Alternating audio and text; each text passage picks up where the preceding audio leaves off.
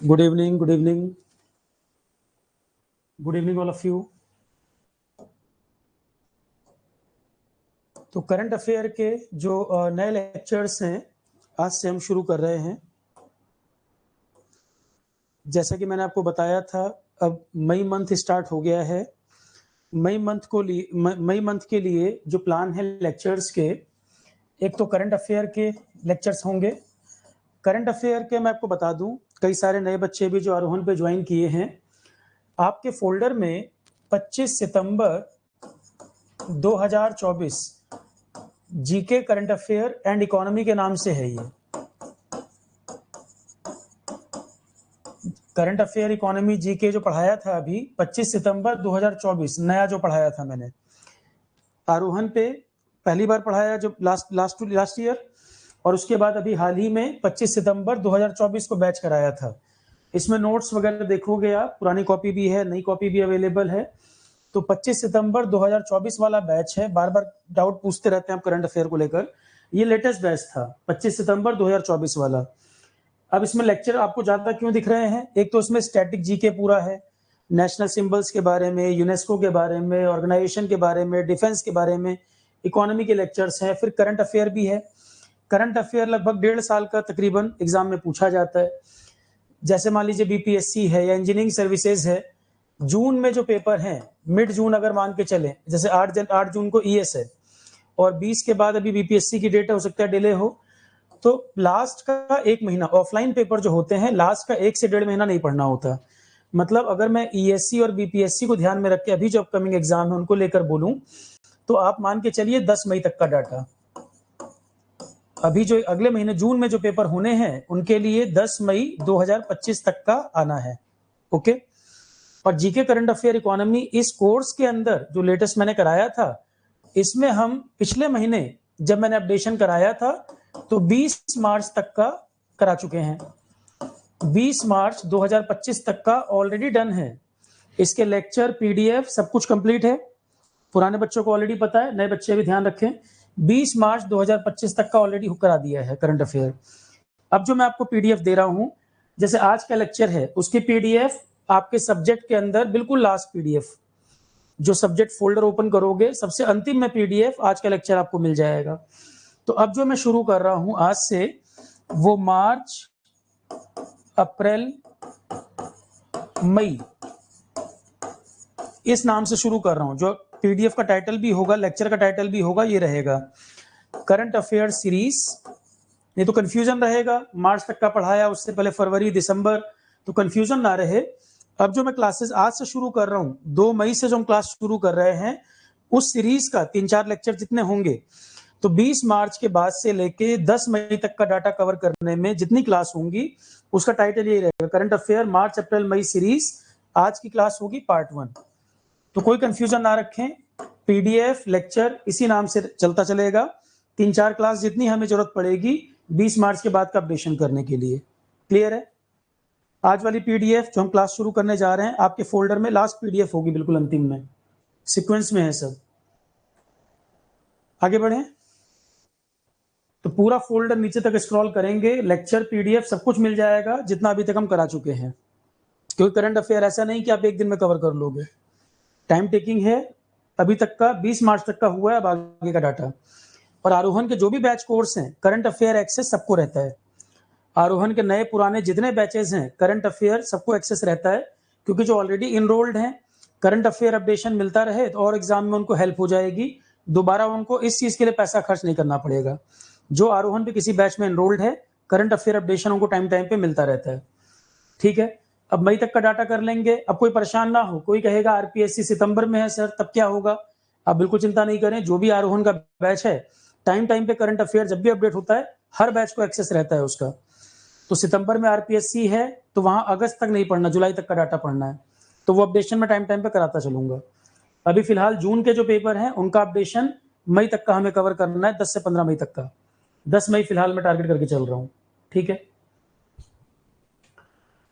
तो current affair series आज हम शुरू कर रहे हैं। जब करंट अफेयर अपडेट हम कर लेंगे, उसके बाद मैंने बताया था डीएफसीसीआईएल और रेलवे, अबाउट रेलवे एक टॉपिक है, फिर वो देखेंगे बाद में, तो वो सब चर्चा बाद में करूंगा। फिलहाल करंट अफेयर पे फोकस कर रहे हैं। अभी हम बात कर रहे हैं ओनली करंट अफेयर। हाल फिलहाल में जो कुछ घटनाएं हुई हैं, वन बाय वन देखते चले। क्लास में सुनने पे ध्यान रखना है, पीडीएफ में आपको ऑलरेडी बनी बनाई दे रहा हूं, सुनने पे ध्यान रखना है। 2 बार 3 बार रिपीट करेंगे, क्वेश्चन आएगा तो याद रह जाएगा। अभी हाल ही में क्या घटना घटी? ऑपरेशन ब्रह्मा। म्यांमार में अभी जो अर्थक्वेक आया, थाईलैंड भी प्रभावित हुआ। म्यांमार और थाईलैंड में मार्च महीने में जो अर्थक्वेक आया 7.7 मैग्नीट्यूड का 7.7 मैग्नीट्यूड का अर्थक्वेक आया है, जिसने म्यांमार और थाईलैंड को प्रभावित किया। 28 मार्च 2025 को भारत की तरफ से जो राहत अभियान चलाया गया, जो बचाव कार्य वगैरह राहत अभियान वगैरह चलाया, वो उसका नाम है ऑपरेशन ब्रह्मा। भारत ने जो रेस्क्यू ऑपरेशन वगैरह और हेल्प वगैरह जो की है, यहाँ पर सामान वगैरह पहुंचाना, उस ऑपरेशन का नाम है ऑपरेशन ब्रह्मा। अब किसी एग्जाम में आएगा ये, अभी हाल ही की घटना है, अब किसी एग्जाम में ये पूछा जाएगा क्वेश्चन। तो क्या कह रहे हैं? डिवास्टेटिंग अर्थक्वेक, बहुत खतरनाक अर्थक्वेक 7.7 मैग्नीट्यूड का म्यांमार और थाईलैंड में आया 28 मार्च 2025। भारत सरकार की तरफ से ऑपरेशन ब्रह्मा चलाया गया, जिसमें म्यांमार को सहायता पहुंचाई गई। तो विदेश मंत्रालय के गाइडेंस में HADR का मतलब मानवीय सहायता, humanitarian assistance and disaster relief प्रयास efforts, humanitarian assistance and disaster relief, ये प्रयास किए गए भारत की तरफ से, जिसमें हमारी फोर्सेस ने पार्टिसिपेट किया, NDRF ने पार्टिसिपेट किया, और भारत की तरफ से जो शिप वगैरह भेजे गए, राहत सामग्री, शिप, मैन पावर, ये लोग जो भेजे गए, हमारी तरफ से एक ship INS Satpura, INS word का मतलब होता है इंडियन नेवल शिप, तो इंडिया की तरफ से INS सतपुड़ा और INS सावित्री, 2 शिप तो ये भेजे गए थे। ये ईस्टर्न नेवल कमांड विशाखापट्टनम से भेजे गए थे ये दोनों, और अंडमान निकोबार से भी 2 शिप भेजे गए थे, कारमुक और LCU 52। तो भारत ने जो सहायता यहाँ पर की, सवाल क्या है यहाँ पर? एक ही 2 सवाल है। हाल ही में जो म्यांमार में अर्थक्वेक आया, भारत की तरफ से डिजास्टर रिलीफ ऑपरेशन चलाया गया, उस ऑपरेशन का नाम बता दीजिए। ऑपरेशन ब्रह्मा। यही एक क्वेश्चन ध्यान रखना है। अगर थोड़ा डिटेल में जाएगा तो ये पूछ लेगा केवल म्यांमार प्रभावित हुआ था? नहीं, म्यांमार भी, थाईलैंड भी। भारत की तरफ से ऑपरेशन था ऑपरेशन ब्रह्मा। शिप कौन सा भेजा था इंडिया ने? मेन तो ये दोनों, INS सतपुड़ा, INS सावित्री, ये 2 शिप भेजे गए थे, और अंडमान निकोबार से 2 शिप और भेजे गए थे, कारमुक और LCU 52। ये भारत ने सहायता भेजी। लगभग 52 टन राहत सामग्री भारत ने भेजी। यहाँ पर अब नंबर नहीं पूछेगा, ये नहीं पूछेगा कितने किलो का पैकेट बनाएगा, ये सब नहीं, बस यही है ऑपरेशन का नाम बताइए, भारत की तरफ चलाया गया, शिप कौन सा गया था, डिटेल में जाएगा तो बस ये, ठीक, इससे ज्यादा यहाँ जरूरत नहीं है। जानकारी के लिए मैं बोल रहा हूं, लगभग भारत ने 52 टन राहत सामग्री यहाँ भेजी, जिसमें फूड, मेडिसिन, पीने का पानी, कपड़े, इमरजेंसी किट, इस तरह का सामान भारत ने सहायता किया है। अब ऑपरेशन ब्रह्मा, ये तो अभी लेटेस्ट का हो गया। पहले भी मैं आपको टाइम पे कई सारे ऑपरेशंस बताता रहा हूं करंट अफेयर में। यहां मैंने कुछ को एक साथ लिस्ट बना दिया है। टाइम पे और भी ऑपरेशन बताए हुए हैं। अब आपको मान लो पुराना किसी को नहीं पता, तो यहां मैंने एक साथ लिस्ट में क्लब कर दिया है कि इनमें से कोई आ जाए, आप बता लोगे। अभी हम देख रहे हैं रशिया यूक्रेन में युद्ध चल रहा है। तो जब ये युद्ध शुरू हुआ था, इंडियन लोगों को यूक्रेन से बचा के लाने के लिए ऑपरेशन गंगा चलाया गया था। इंडियन लोगों को यूक्रेन से बचा के लाने के लिए ऑपरेशन गंगा, अभी आ भी गया था एग्जाम में, पढ़ाया वो क्वेश्चन था। तो 2022 के आसपास रशिया यूक्रेन के बीच जो युद्ध हुआ, तो जो इंडियन लोग यूक्रेन में रहते हैं, कई सारे स्टूडेंट वगैरह थे, उनको बचा के लाने के लिए ऑपरेशन गंगा चलाया था डिफेंस ने, भारत की ओर से चलाया गया। तो कई देशों में वॉर चल रही है, कई प्रकार की समस्याएं हैं, जैसे इजराइल फिलिस्तीन युद्ध जब शुरू हुआ है, वहां से इंडियंस को बचाने के लिए जो ऑपरेशन था, उसका नाम था ऑपरेशन अजय। इजराइल फिलिस्तीन जो ऑपरेशन था, जो युद्ध था, वहां से इंडियन को बचा के लाने के लिए जो भारत का ऑपरेशन था उसका नाम था ऑपरेशन अजय। कोई भी आ जाता है इसमें से। सूडान के अंदर, अफ्रीका का एक कंट्री है सूडान, जहां इंटरनल सिविल वॉर चल रही है, आपस में ही भिड़ी हुई है जो फोर्सेस है वहां। तो सूडान के अंदर भी कन्फ्लिक्ट की स्थिति है, मिलिट्री कूप वगैरह भी हुआ, कई साल से सूडान डिस्टर्ब चल रहा है, यहाँ तख्ता पलट भी हुआ, इंटरनल फोर्सेस और सेना आपस में भिड़ी हुई है, पैरामिलिट्री और सेना आपस में भिड़ी हुई है। तो यहाँ से इंडियन को बचा के लाने के लिए चलाया गया था ऑपरेशन कावेरी। ये हाल फिलहाल के ही हैं, 3-4 साल के अंदर के हैं सब ऑपरेशंस, लेटेस्ट वाले बता रहा हूं मैं। तो ऑपरेशन कावेरी सूडान, यहां से इंडियंस को बचा के लाने के लिए चलाया गया। क्वेश्चन आ जाता है, कोई ऑपरेशन पूछ देगा कहां पर चलाया गया बताइए। तो ऑपरेशन ब्रह्मा तो करंट का है, पर 3-4 साल में जो और भी ऑपरेशन हुए हैं एक साथ मैंने बता दिए ताकि याद रह जाएगा। ठीक। ऑपरेशन दोस्त, तुर्की में और सीरिया में जबरदस्त अर्थक्वेक आया था 2023 में। तुर्की और सीरिया में जबरदस्त अर्थक्वेक आया 2023 में। भारत ने भी जो सपोर्ट भेजा तुर्की को, उसका नाम था ऑपरेशन दोस्त।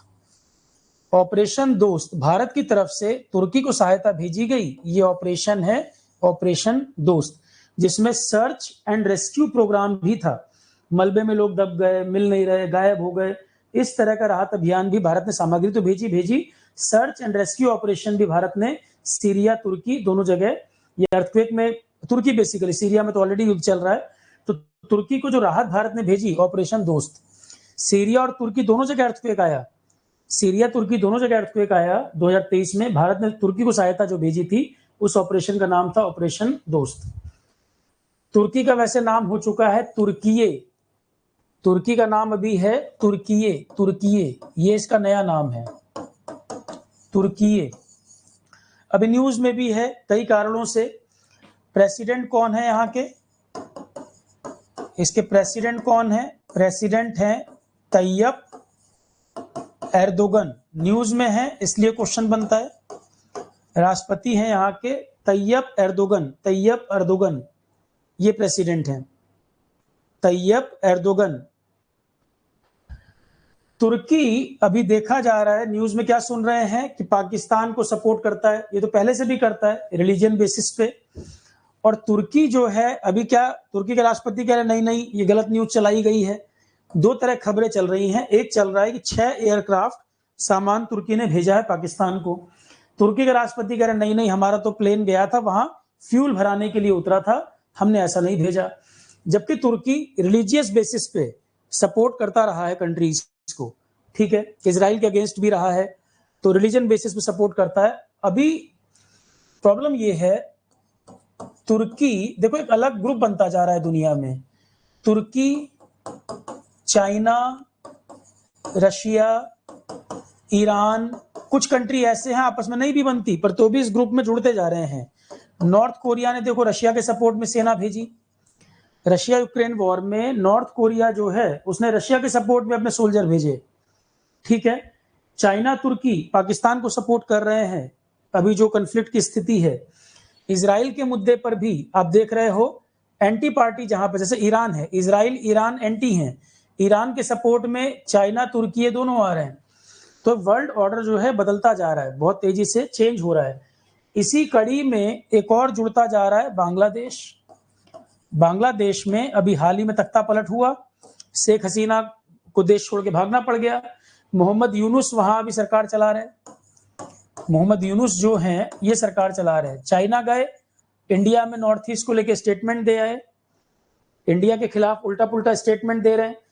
अभी जो मैंने आपको इंडिया पाकिस्तान मुद्दे पे एक बात बताई थी, अभी देखो इसके मुंह से निकली गया। सोची समझी साजिश है, सोची समझी प्लानिंग है। पहलगाम मैसेकर जो हुआ और पाकिस्तान जो वॉर के लिए बड़ा उतावला है कि इंडिया कोई एक्शन ले ले, इंडिया कोई एक्शन ले ले, इसके लिए जो पाकिस्तान बड़ा उतावला है, ये सोची समझी कॉन्स्पिरेसी है चाइना, मुझे जो लगता है। अब इसमें हो क्या रहा है, इधर बांग्लादेश में तख्ता पलट जो हुआ, शेख हसीना को देश निकाला मिला, ये चाइना के ज्यादा क्लोज हो रखा है बांग्लादेश। इधर पाकिस्तान, ये सोचा समझा जो है एक कंसेंसस बन रहा है इनके बीच में, ये सोची समझी प्लानिंग है कि जो नॉर्थ ईस्ट का एरिया है, यहाँ सिक्किम है, और मैंने आपको बताया था इंडिया का नॉर्थ ईस्ट का मैप देखोगे तो यहाँ पर सिलीगुड़ी कॉरिडोर जो है, सिलीगुड़ी चिकन नेक का एरिया, पतली सी स्ट्रिप है, इसके नीचे बांग्लादेश है, ऊपर सिक्किम के ऊपर चले जाओगे चाइना का एरिया है।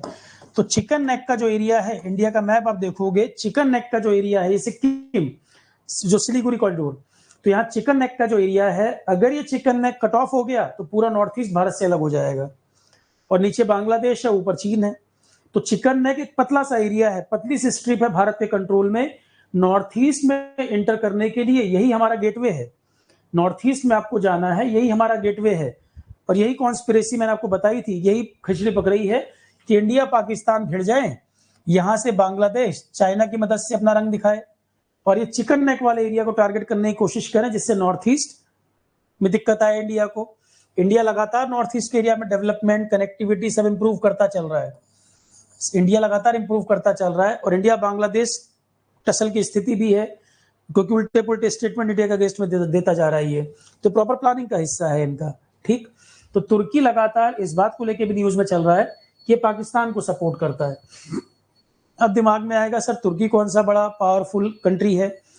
तुर्की वेपन के मामले में एडवांस कंट्री है, वेपन के मामले में तुर्की एडवांस कंट्री है। जैसे रशिया यूक्रेन जो वॉर चल रही है, इसमें इसके जो ड्रोन टेक्नोलॉजी है बहुत चर्चा में रही, बहुत हाई प्रेसिजन वाले ड्रोन इंडिया ने मांगे, इंडिया को नहीं दिया इसने, इसका नाम है बैरक्टर ड्रोन।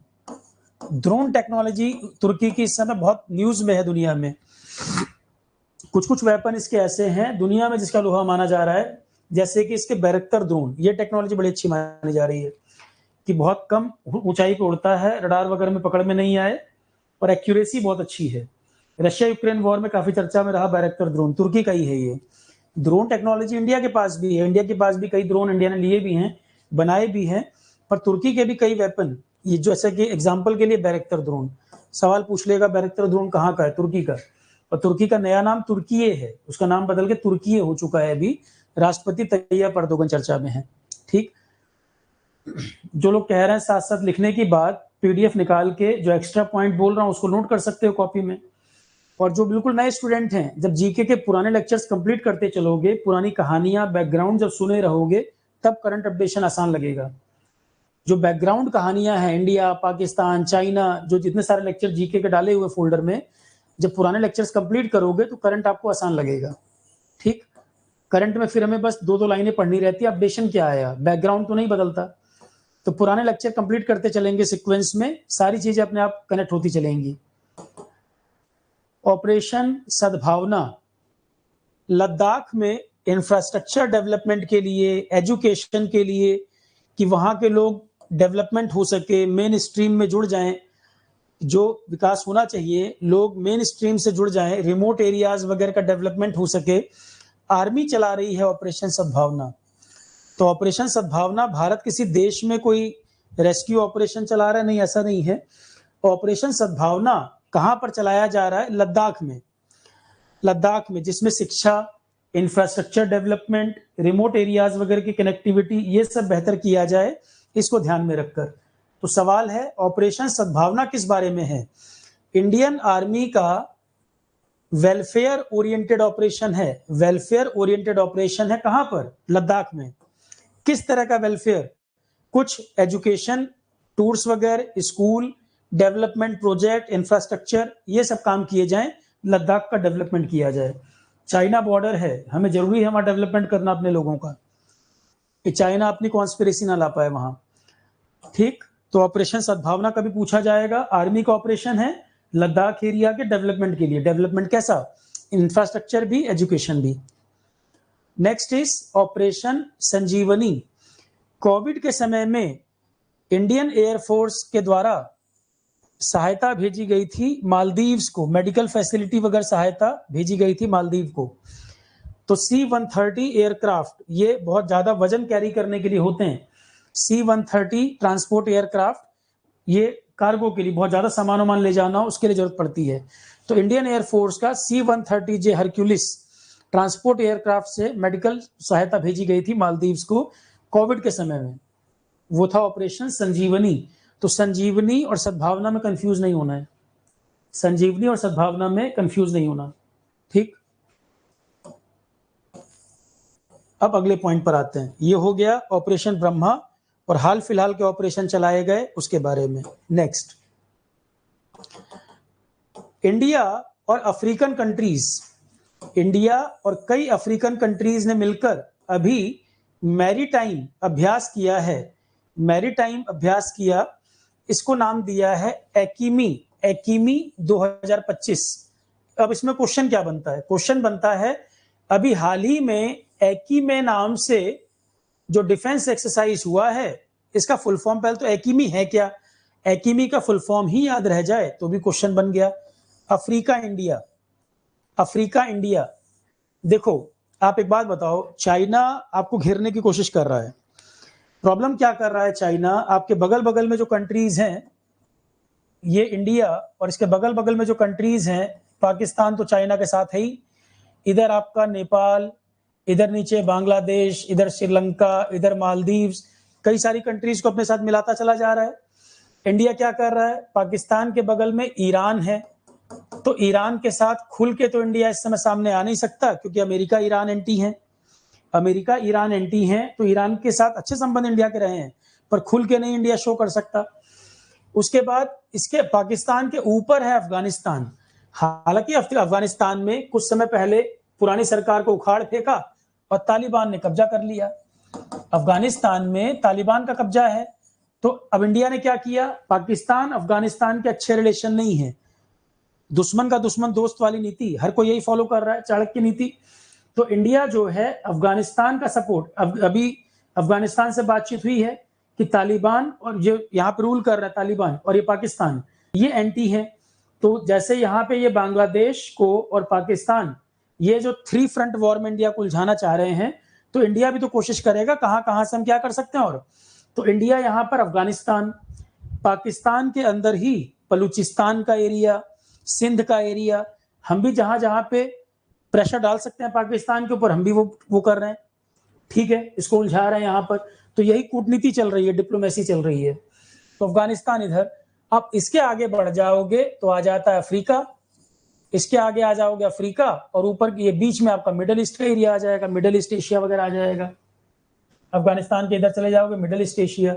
तो अब अफ्रीका के साथ हम रिलेशन अच्छे कर रहे हैं, क्योंकि हिंद महासागर में चाइना अपनी प्रेजेंस को ज्यादा ना बढ़ा पाए। हिंद महासागर में व्यापार के लिए हिंद महासागर का एरिया भी बड़ा इंपॉर्टेंट है, इंडियन ओशियन का एरिया, और चाइना अपनी प्रेजेंस को बढ़ाना चाहता है श्रीलंका, मालदीव्स, इन सब की मदद से, बांग्लादेश, इन सब की मदद से अपनी प्रेजेंस को चाइना बढ़ाना चाहता है इंडियन ओशियन में, ताकि व्यापार वगैरह में मोनोपोली हो जाए और इंडिया पे भी दबाव पड़ेगा, क्योंकि इंडिया की पोजीशन हिंद महासागर में मजबूत है। तो इंडिया अफ्रीकन कंट्रीज वगैरह के साथ भी रिलेशन मेंटेन करता है। फिर इंडिया के पास क्या ऑप्शन है कि बाकी जो कंट्री हैं, जहां तक चाइना की बहुत रीच ना पहुंची हो, वहां हम अच्छे रिलेशन मेंटेन कर लें। तो अफ्रीका के साथ भी हम लोग अच्छे रिलेशन मेंटेन कर रहे हैं।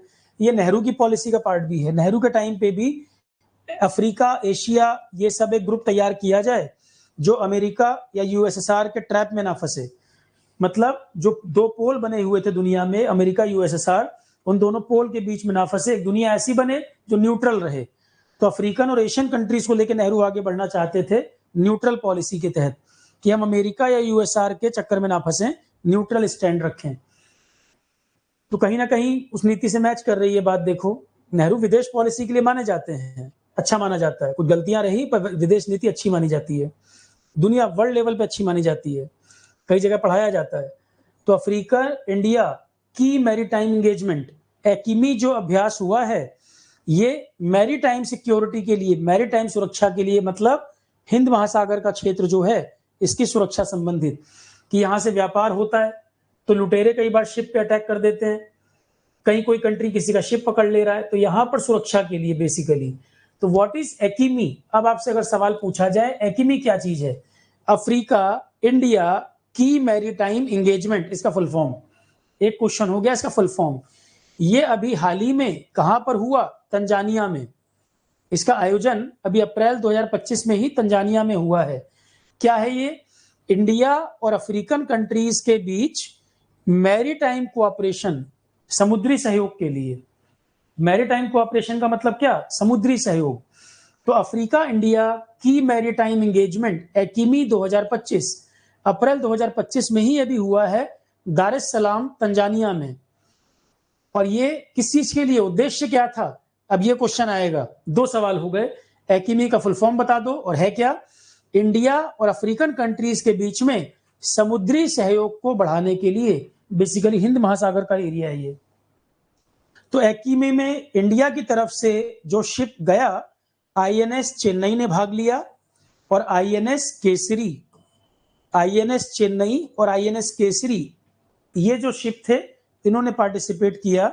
उसके अलावा patrol vessel INS Sunaina, INS Sunaina IOS Sagar के नाम से भी जाना जाता है। आईएनएस सुनैना जो है designated as Indian ocean ship IOS Sagar, इस नाम से भी बोलते हैं। तो एकीमी में भारत की तरफ से आईएनएस चेन्नई, आईएनएस केसरी, इन्होंने भाग लिया। उसके बाद पेट्रोलिंग वाला एक शिप है आईएनएस सुनैना, पेट्रोलिंग वाला, इसने भाग लिया। इसी को ही हम आईयूएस सागर के नाम से भी जानते हैं। तो एकीमी 25 लगभग 6 दिन का अभ्यास, जिसमें अफ्रीका में टोटल 55 देश हैं। अफ्रीका महाद्वीप के अंदर टोटल 55 देश हैं, पर 55 देशों ने पार्टिसिपेट नहीं किया। इसमें जो है Comoros, Djibouti, Kenya, Madagascar, Mauritius, Mozambique, Seychelles, South Africa alongside India and China, इतने कंट्री पार्टिसिपेट किए हैं। 55 देश हैं अफ्रीका महाद्वीप में, सबने नहीं, इन कंट्रीज ने भाग लिया है यहाँ पर। The exercise will include a harbour phase with joint training and exercise. तो पायरेसी जो होती है, लूटपाट जो होती है जहाजों की, सामान लेकर जहाज जाते हैं और यहाँ पर लूटपाट, जैसे सोमालिया के पायरेट्स हैं, शिप को पकड़ लेते हैं। जानकारी आपस में साझा करना, एक दूसरे को सुरक्षा देना। शिप किसी कंट्री का जा रहा है और दूसरे कंट्री का शिप भी अगर वहां पर है तो सुरक्षा उसको प्रोवाइड करे, ठीक, और आपस में दोस्ताना रवैया देशों के बीच बना रहे। तो एकीमी 2025 अभ्यास जो है इंडिया और अफ्रीकन कंट्रीज के बीच हिंद महासागर के क्षेत्र में सिक्योरिटी स्ट्रेंथन करना, मजबूती करना, एक दूसरे को सहायता करना।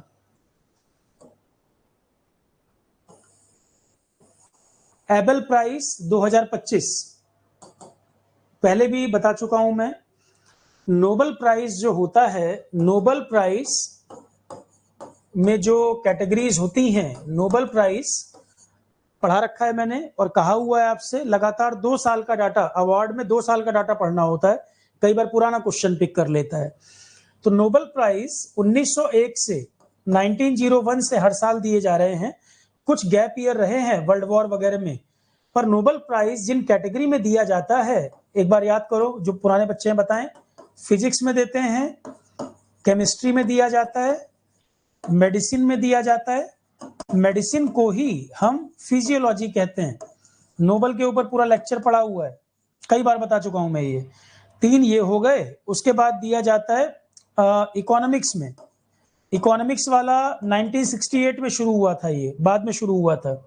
नोबेल प्राइज 1901 में जब शुरू हुए तो 5 कैटेगरी में दिए जाते थे, इकोनॉमिक्स वाला बाद में आया, 4 हो गए। इसके अलावा है लिटरेचर और पीस। मैथमेटिक्स में नोबेल प्राइज नहीं होता, मैथमेटिक्स में नोबेल प्राइज नहीं होता। मैथमेटिक्स के 2 सबसे बड़े सम्मान, एक का नाम है एबल प्राइज और एक होता है फील्ड्स मेडल। फील्ड्स मेडल, ये 2 सम्मान है मैथमेटिक्स के सबसे बड़े सम्मान, जिनको ऐसा माना जाता है जैसे मैथमेटिक्स के नोबेल प्राइज हो। मैं फिर बता रहा हूं, नोबेल प्राइज में मैथमेटिक्स में नहीं होता। ये 2 सम्मान, एक एबल प्राइज है, एक फील्ड्स मेडल है, इनको ऐसा माना जाता है जैसे ये मैथमेटिक्स के नोबेल प्राइज हो। फील्ड्स मेडल हर 4 साल में दिया जाता है, एवरी 4 ईयर्स। 2022 में दिया गया था, 26 में आएगा ये। एबल प्राइज हर साल दिया जाता है। तो नोबेल प्राइज इन 6 कैटेगरी में होता है, मैथमेटिक्स में नोबेल नहीं होता। अब इसमें ये 2 सम्मान हैं जिनको मैथमेटिक्स का नोबेल का दर्जा माना जाता है, क्योंकि इतने बड़े सम्मान माने जाते हैं। मैथमेटिक्स के सबसे बड़े सम्मान दुनिया में एबल और फील्ड्स मेडल, दोनों को ही नोबेल प्राइज ऑफ मैथमेटिक्स कह देते हैं। बड़े सम्मान है दुनिया के। ये हर 4 साल में देते हैं, ये हर साल देते हैं। तो अवार्ड जब आप पढ़ें तो लगातार 2 साल के अवार्ड आपको याद रखने होते हैं। पुराना क्वेश्चन भी पिक कर लेता है। अभी यूपीपीएससी एई में मैंने आपको समझा के भेजा था कि देखो 2 साल के अवार्ड याद रखने हैं, नोबेल पढ़ाया भी था और दोनों साल के बताए थे, 23 और 24 का। अक्टूबर में आएगा नोबेल, अब 25 का जो है अक्टूबर में आएगा, दीपावली के आसपास। तो ये अब 25 वाला जब आएगा तो फिर 24-25 याद रखना रहेगा। पिछला मैंने आपको 23-24 पढ़ाया, तो 23 वाला क्वेश्चन आया यूपीपीएससी एई में, 23 वाला पूछा। इसलिए मैं और हमेशा कहता हूं कि अवार्ड 2 साल के पढ़ने रहते हैं, पढ़ाता भी 2 बार के हूं। कोई पीडीएफ देखोगे 2 बार के लिखाए होंगे क्लास में भी। तो उसी अप्रोच पे हम आगे बढ़े। इस बार का एबेल प्राइज किसको दिया गया? देखो, नॉर्वे का एक मैथमेटिशियन था, उसका नाम था नील हेनरिक एबेल। सुनने पे ध्यान दो, यहां लिख दिया है मैंने। नॉर्वे का एक मैथमेटिशियन हुआ करता था, उसका नाम था नील हेनरिक एबेल। उसी के नाम पर इस अवार्ड की शुरुआत की गई थी। 2002 से नॉर्वे की सरकार इस अवार्ड को दे रही है। नॉर्वे का फेमस मैथमेटिशियन नील हेनरिक एबेल, उसके नाम पर इसका नाम एबेल प्राइज है। जो जबरदस्त काम जिनका मैथमेटिक्स में है उनको दिया जाएगा।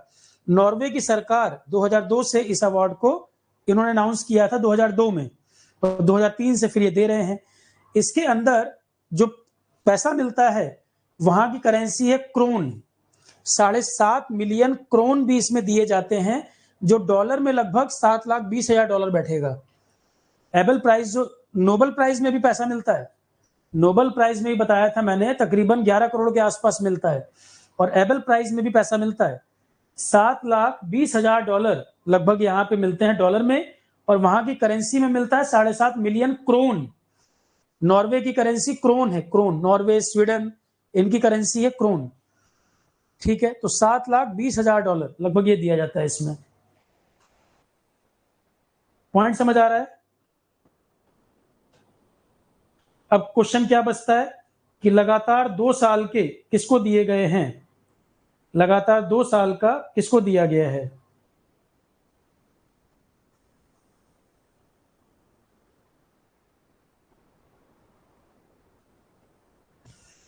तो लगातार 2 साल का किसको दिया गया? 2024 में माइकल टेलेग्रांड, फ्रांस के मैथमेटिशियन, इनको मिला था पिछले साल।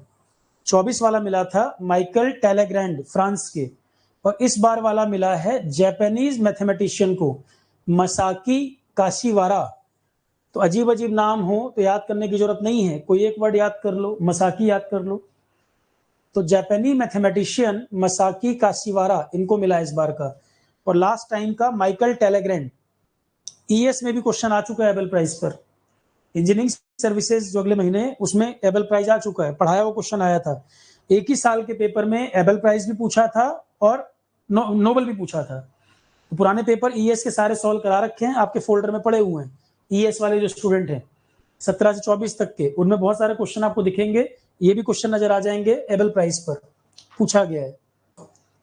ठीक है, तो जापानी मैथमेटिशियन मसाकी काशिवारा, इनको मिला है 2 क्वेश्चन। मसाकी काशिवारा जापान के नाम से पता लग रहा है। एबेल प्राइज मिला 25 के लिए, और 24 वाला माइकल टेलेग्रांड को दिया गया था।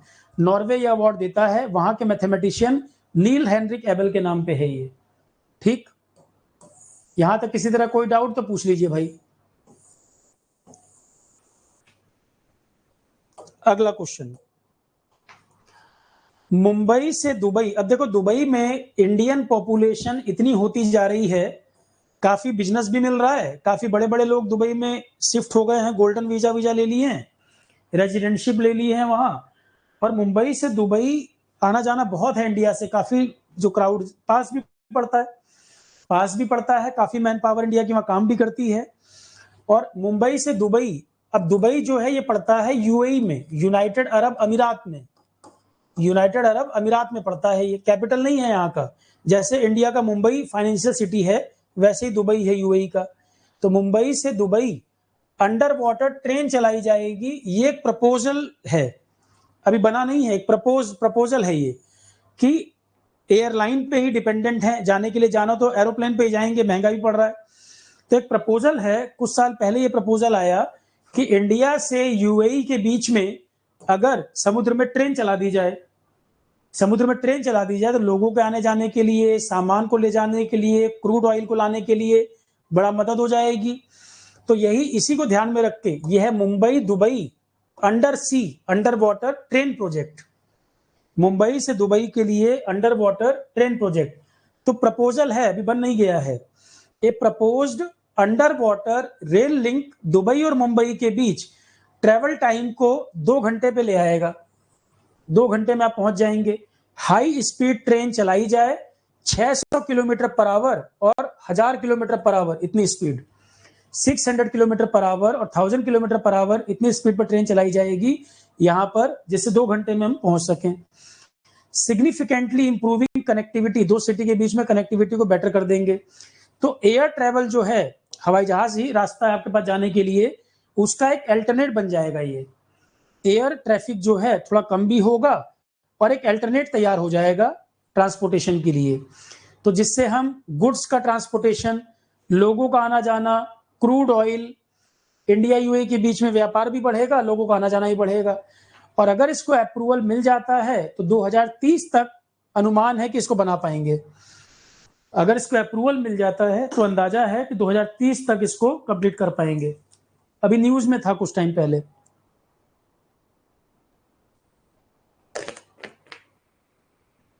देखो मैं 3 से 4 बार रिपीट करता हूं, करंट अफेयर मैगजीन वगैरह से पढ़ते हुए याद नहीं होता। नए बच्चे जो है मैं बता दूं, पुराने लेक्चर जीके वगैरह के जब कंप्लीट करते रहोगे, करंट अफेयर जब मैं क्लास में टाइम पे अपडेट कराता हूं, 2 बार 3 बार रिपीट करता हूं, पीडीएफ आपको देता हूं कि मेन लिखने का काम 90% काम खत्म हो जाए, 2-4 पॉइंट एक्स्ट्रा लिखता हूं, वो ऐड कर सकते हो। और क्लास में सुनने पे ध्यान देना है। मैं 2-2 3-3 बार रिपीट करता हूं। एग्जाम में आपको 2 चीजें होंगी, पहले शक्ल याद आएगी, फिर टॉपिक याद आएगा, हाँ सर ने ऐसा कुछ बोला था। क्लास में पूरा फोकस सुनने पर करना है, ध्यान से सुनो। इसीलिए पीडीएफ बनाने का काम मेरा, पीडीएफ बना के मैं दे रहा हूँ। एक्स्ट्रा पॉइंट कुछ लिखता हूँ, बोलता हूँ, उसको नोट कर लेना। सुनने पे ध्यान दो, 2-2 3-3 बार मैं रिपीट करता हूँ, वो याद रह जाएगी बात। ठीक। तो जब बनी बनाई पीडीएफ है तो इतना लिखने का काम बचेगा ना, इतना पूरा लिख पाओगे। तो मैगजीन में इससे बढ़िया थोड़ी लिखा मिलेगा तुमको। जब मैं ही बना के दे रहा हूँ डाटा, सब कुछ सिस्टमेटिक लिखा हुआ है और जितना जरूरत है उतना ही लिखा है, गार्बेज नहीं मिलेगा एक लाइन फालतू। ठीक। जो तुम्हारे यार दोस्त पीसीएस सिविल्स की तैयारी कर रहा है उनको भी दे देना पीडीएफ, उनका भी काम आ जाएगा। और टू द पॉइंट लिखा है, एग्जाम ओरिएंटेड, आलतू फालतू नहीं, सुनो ध्यान से। तो इंडिया यूएई के बीच में ट्रेड बढ़ेगा, ठीक, एक नया ऑप्शन बन जाएगा, पर कॉम्प्लेक्स होगा। समुद्र के अंदर इतना बड़ा प्रोजेक्ट बनाना थोड़ा कॉम्प्लेक्स होगा, इन्वेस्टमेंट का भी इश्यू है, पैसा बहुत लगेगा इसमें। तो अगर इसको अप्रूवल मिल जाएगा तो 2030 तक माना जा रहा है कि पूरा कर लेंगे। फेसबुक की जो पेरेंट कंपनी है मेटा, ये समुद्र के अंदर एक इंटरनेट केबल प्रोजेक्ट ये शुरू कर रहे हैं।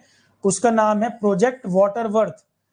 तो जो नेट की स्पीड है, दुनिया में जो लोग इंटरनेट यूज कर रहे हैं, नेट की स्पीड बढ़ जाएगी, कनेक्टिविटी बढ़ जाएगी। तो मेटा फेसबुक की पेरेंट कंपनी है। मेटा जो है मार्क जुकरबर्ग, फेसबुक की ही पेरेंट कंपनी है मेटा। तो मेटा के अंदर कई सारी कंपनी है, फेसबुक भी उनमें से एक है, मार्क जुकरबर्ग वाली कंपनी। तो अंडर सी इंटरनेट केबल प्रोजेक्ट ये शुरू कर रहे हैं, अभी स्टार्ट हुआ है ये। इसका नाम है, 2 क्वेश्चन आएंगे, एक तो आएगा प्रोजेक्ट वाटरवर्थ। इस प्रोजेक्ट का नाम है प्रोजेक्ट वाटरवर्थ। अब 2 सवाल हैं, समुद्र के अंदर केबल प्रोजेक्ट किस कंपनी ने शुरू किया? मेटा ने। जिस प्रोजेक्ट के अंतर्गत शुरू किया है, प्रोजेक्ट का नाम बताओ, प्रोजेक्ट वाटरवर्थ। 50,000 किलोमीटर लगभग लेंथ है इसकी, जो केबल बिछाई जाएगी 50,000 किलोमीटर लेंथ। और क्या इंटेंशन है, उद्देश्य क्या है? इंटरनेट कनेक्टिविटी को बेटर करना, कि सब लोग काम धाम छोड़ के दिन भर मोबाइल पे रील देखें। मोबाइल ने कबाड़ा कर रखा है, ये समझ लो बड़ी बड़ी कंपनी की कॉन्स्पिरेसी है। किसी कंट्री को बर्बाद करना हो, इंटरनेट फ्री कर दो और मोबाइल फ्री बांट दो। इंटरनेट फ्री कर दो और मोबाइल फ्री कर दो और स्पीड बढ़ा दो नेट की। अगर किसी देश को, यूथ को बर्बाद करना है तो यही करो, कोई युद्ध की जरूरत नहीं पड़ेगी और कुछ नहीं करने की। उसमें क्या करो, बेरोजगारी है, काम है नहीं, इंटरनेट हाई स्पीड कर दो और बिल्कुल फ्री कर दो और मोबाइल सस्ते करके फ्री में बांट दो, तो यूथ वैसे ही बर्बाद हो जाएगा। लोगों को यह नहीं पता टेक्नोलॉजी का यूज और मिसयूज के बीच में रेड लाइन कहां पर है, जिसको क्रॉस नहीं करना। कई बार मैं जैसे करंट अफेयर करा रहा हूं, कई बार लोग कहेंगे अरे सर 56 लेक्चर हैं, मैं कैसे कर पाऊंगा? पर अगर वो पिछले 6 महीने का इफेक्टिव टाइम निकाल के देखे, जितना मोबाइल पे बर्बाद किया रील देखने में, उसको नहीं काउंट कर रहा है। यहां 55-56 लेक्चर पढ़ने में दिक्कत हो रही है। क्योंकि पढ़ने में इंटरेस्ट नहीं आ रहा और रील देखने में मजा आ रहा है, मोबाइल उठाए आधा घंटा गया। और शायद ही कोई 2-4 लोग गिनती के होंगे जो बिल्कुल एकदम कंट्रोल होगा अपने ऊपर कि टाइम वेस्ट ना करते हों। और नहीं तो मैक्सिमम लोग 6 महीने में जितना टाइम मोबाइल पे खराब किए होंगे उतने में जीएस सिलेबस पूरा कर लेते। जितना टाइम बर्बाद हुआ होगा अपने आप से सवाल पूछो। ठीक, तो अभी और स्पीड बढ़ा रहे हैं। मेटा कह रहा है अभी हम इंटरनेट केबल प्रोजेक्ट जो है और हाई स्पीड नेट प्रोवाइड करेंगे। चीज बहुत अच्छी है इंटरनेट, पर यूज या मिस यूज आपके ऊपर है। कई देश तो देखो रूल बना दिए हैं, ऑस्ट्रेलिया वगैरह कई कंट्री ऐसे हैं जो रूल बना दिए हैं कि 5वीं क्लास से कम का बच्चा मोबाइल लेके नहीं आ सकता, मोबाइल पे टाइम ना वेस्ट करे। स्कूल में कई देशों ने रिस्ट्रिक्शन लगा दिया मोबाइल लाने पर। तो धीरे धीरे दुनिया को समझ आ रहा है। ठीक, अपने यहाँ क्या कहा जा रहा है, मोबाइल नहीं लैपटॉप भी दे दो, लैपटॉप भी दे दिया जाए छोटे बच्चों को और टाइम लगाएं जिसपे। तो America, India, Brazil, south Africa और भी कई देशों में इंटरनेट कनेक्टिविटी और बेटर हो जाएगी। ये इसका टारगेट है प्रोजेक्ट का। मैं ये नहीं कह रहा हूं प्रोजेक्ट खराब है, मैं ये कह रहा हूं प्रोजेक्ट खराब नहीं है, प्रोजेक्ट अच्छा है। इंटरनेट हाई स्पीड होगा तो बढ़िया है। अब मैं मान लो करंट का डाटा बना रहा हूं, मुझे डाटा बनाना है, स्पीड अच्छी होगी बहुत अच्छा है, मैं जल्दी बना लूंगा। पर आप मिस यूज कर रहे हैं कि यूज कर रहे हैं आपके ऊपर। तो India, Brazil, America, south Africa और कई सारे लोकेशन जो है फायदा मिलेगा। ये दुनिया का अंडर सी सबसे बड़ा केबल प्रोजेक्ट होगा। अंडर सी केबल, ऐसा नहीं कि पहला कंपनी है डालने वाला जो समुद्र में केबल डाला है, नहीं, और भी कंपनी ने केबल डाली हुई है। पूरी दुनिया में जो इंटरनेट चल रहा है वो कनेक्टिविटी पहले से भी है, पर सबसे लंबा केबल प्रोजेक्ट ये होगा दुनिया में।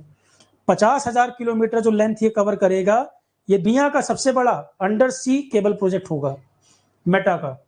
अभी तक इससे बड़ा केबल प्रोजेक्ट नहीं है समुद्र में। बिलियन ऑफ डॉलर लगेंगे, समय भी बहुत लगेगा। आर्टिफिशियल इंटेलिजेंस जो बढ़ता जा रहा है उसको भी बूस्ट मिलेगा। भाई एआई के लिए हाई स्पीड इंटरनेट भी चाहिए, आर्टिफिशियल इंटेलिजेंस के लिए हाई स्पीड इंटरनेट वगैरह जरूरत पड़ेगी आपको, तो एआई वगैरह को भी बूस्ट मिलेगा इससे। और मेटा कह रहा है, Meta said it had already worked with partner in the past to develop more than 20 sea cable. Already 20 से ज्यादा केबल समुद्र में मेटा कंपनी ने भी डाली हुई है, पर यह सबसे बड़ा प्रोजेक्ट होने वाला है। और प्रोजेक्ट वाटरवर्थ के तहत और भी केबल डाली जाएंगी। 7,000 मीटर डेप्थ में जा रहे हैं ये। More cables are set to be laid. 7,000 metre गहराई तक केबल पड़ेंगी और भी। प्रोजेक्ट वाटरवर्थ के अंतर्गत 7,000 मीटर तक समुद्र में केबल डाले जाएंगे।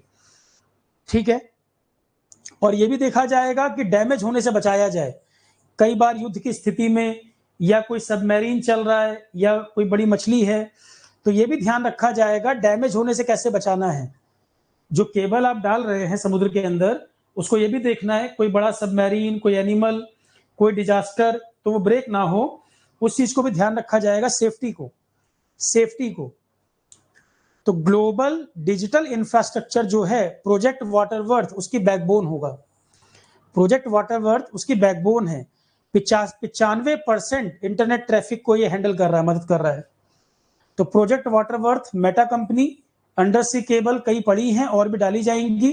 दुनिया का सबसे बड़ा केबल 50,000 किलोमीटर लेंथ मेटा डालने जा रहा है इसमें। अगला question, hydrogen fuel cell. 1 crore बार पढ़ा चुका हूं हाइड्रोजन फ्यूल सेल, फिर एग्जाम में क्वेश्चन आएगा। हाइड्रोजन फ्यूल सेल, हाइड्रोजन वाली बस, हाइड्रोजन वाली ट्रेन, एरोप्लेन, शिप, छोटी नाव, कई सारी चीजें हाइड्रोजन फ्यूल पे चलाई जाएं। हाइड्रोजन फ्यूचर माना जा रहा है। इलेक्ट्रिक व्हीकल्स भी ठीक रहे, पर इतने साल में भी वो नहीं अचीव हो पाया जो सोचा जा रहा था। इलेक्ट्रिक व्हीकल्स के लिए सरकार की एक पॉलिसी भी है, उसका नाम है fame, faster adoption and manufacturing of electric vehicles. Faster adoption and manufacturing of electric and hybrid vehicles. Hybrid वाले भी आ जाते हैं इसमें। तो फेम पॉलिसी में पहले आया था फेम 1, फिर आया फेम 2। क्या पर्पस है? इलेक्ट्रिक व्हीकल और हाइब्रिड वाले जो होते हैं वो भी तो इलेक्ट्रिक प्लस पेट्रोल इस तरह से बनाए जाते हैं, तो हाइब्रिड में भी इलेक्ट्रिकल का पार्ट तो है।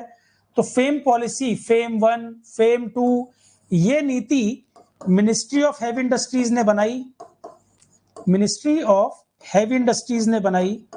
पर इलेक्ट्रिक व्हीकल्स के कई सारे चैलेंजेस हैं, एनवायरनमेंट में भी आपको बताया था, जैसे सिंगल चार्ज में लंबी दूरी जा सके, वो हम बहुत ज्यादा अचीव नहीं कर पाए। अभी हाल फिलहाल में घटनाएं हुई, इलेक्ट्रिक व्हीकल में आग लग गई।